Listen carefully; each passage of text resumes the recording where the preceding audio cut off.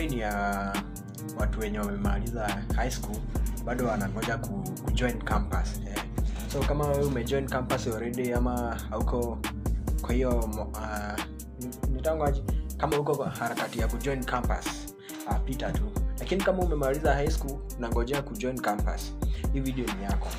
So leo nataka kuwapea tips kidogo tu, some few tips zenye unafaa kuzingatia ukiingia campus, ndio at least maisha yako ikuwe na move hivi softly, maisha yako ikuwe imenyoka tu hivi campus.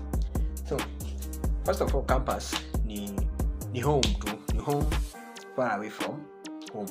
Ukiingia campus huko ni kama umeingia maisha yako sasa, uko na familia yako, ndio hujaoa ama hujaolewa. Campus unajikeep as one, ni kama wewe na familia yako.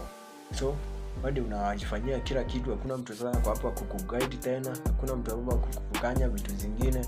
So it's up to you kujiguide vizuri, ndio at least umalize hiyo miaka 4 vizuri, kama miaka 5 ama miaka 4 tu umeenda kusoma. So number 1, nataka kuwapea tips za tip number 1. By the way, nataka kuwapea let's get to this. Ili maisha yako ikuwe smooth hivi campus, kitu ya kwanza, unaona wako classmate wako au classmate, utawaona, unaona miaka yenye utakuwa hiyo campus, let's say ni miaka 4, au classmate wako mtakuwa na wao kutoka hiyo time umejoin mpaka miaka gapi? 4. So watu wengine mnaweza make friends na watu wa course zingine hivi, lakini unaona watu wenye mko nao course moja au watu mtakaa na wao miaka 4, so that is your family.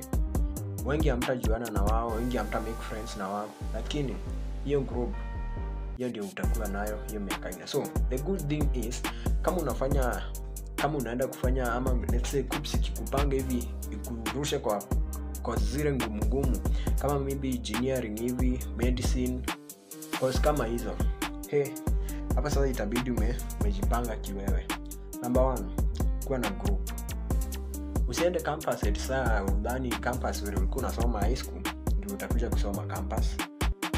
Haiadangi hivyo. Campus bila group, kama let's say for example unafanya hizi course ngumu, unafanya medicine, unafanya mambo inahusu hospitali hivi ama engineering, na unajiamini sana, unaweza jisomea peke yako, unajifanyia research peke yako, hapo utafeel vibaya sana. So the best thing is form a group, na usijoin kwa group zenye haikusaidii. Number 1.